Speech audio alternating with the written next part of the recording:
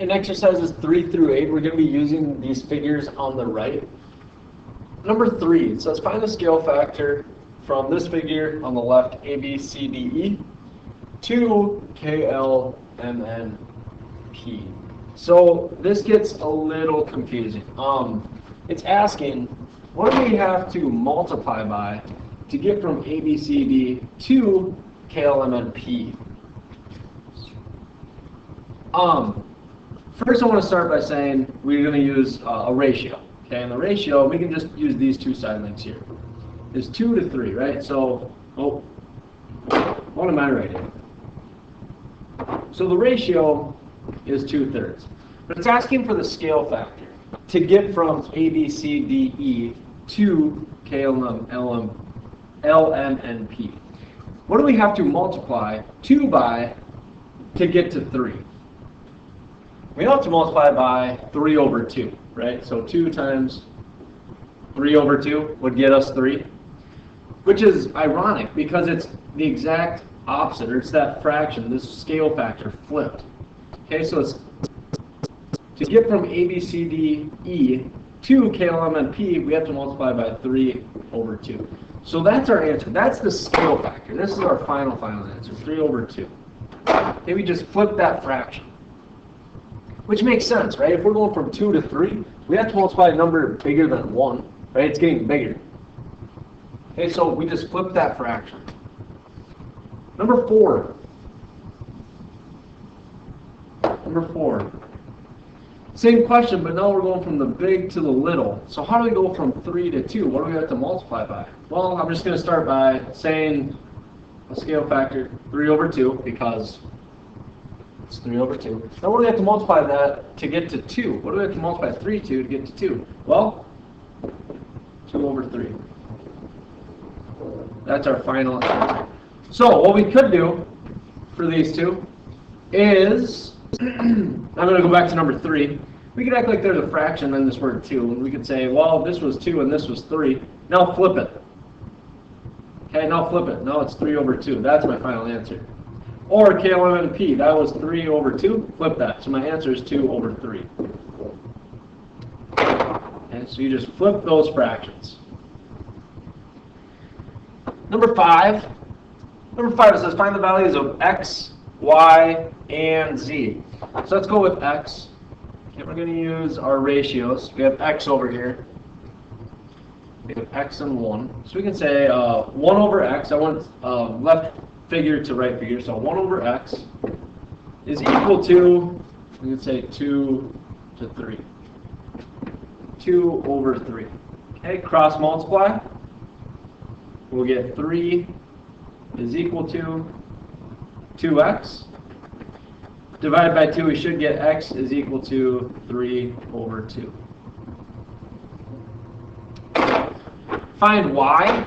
Find y over here. Y is this long figure. Right there, that's what we want to find. So we have 3 square root of 2 over y is equal to, and we could say 2 over 3. Doesn't matter, just choose a side. 2 over 3. When we cross multiply, we're going to get 3 times 3 square root of 2, which is 9 square root of 2, and that's equal to 2y. When we divide by 2, we get 9 over 2 square root of 2 equals y. Okay, or you could say 4.5 square root of 2. Z, how do we find z? Z is our easiest variable to find here because if these are similar figures, then their angles have to be congruent, right? So if this is z and this is 45, z has to be equal to 45. So I'll say that right there.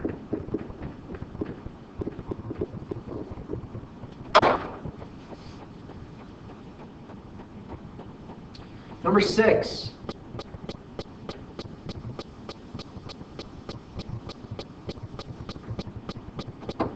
Number 6, we're finding the perimeter of each polygon. So remember, perimeter is adding up all the sides, and here's where we're going to maybe need a calculator. Let's find A, B, C, D, E. Find ABCDE, we have 2 plus 2, which is 4, 5, 6, so we have 6 plus 3 squared root of 2. If I do that in my calculator, we get 10.24.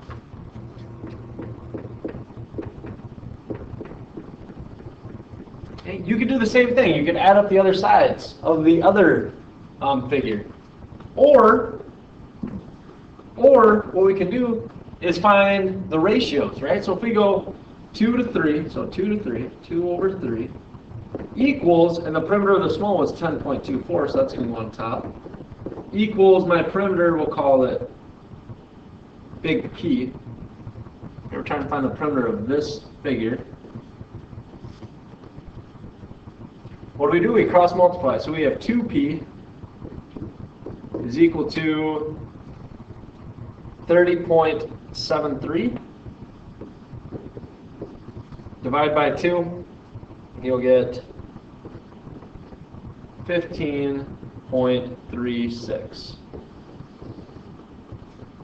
Okay, so we don't have to add up all the sides. We use our ratios of our side lengths and our one perimeter to find the perimeter of the other figure, which is good. Number 7, it says find the ratios of the perimeters of A, B, C, D, E to K, L, M, and P. So find the ratio. The ratio is 10.24 to 15.36. So it's that fraction. And you can leave it in this form. Or what you could do is simplify. And you know what this is actually a ratio of? 2/3. You can divide those two numbers, you'll get 2/3, okay, which is our side lengths. Find the ratios of the areas. The areas. Remember the areas, we just take our side length, so we have 2/3, and we square it. Okay, so we have 2 squared over 3 squared, which equals 4 over 9.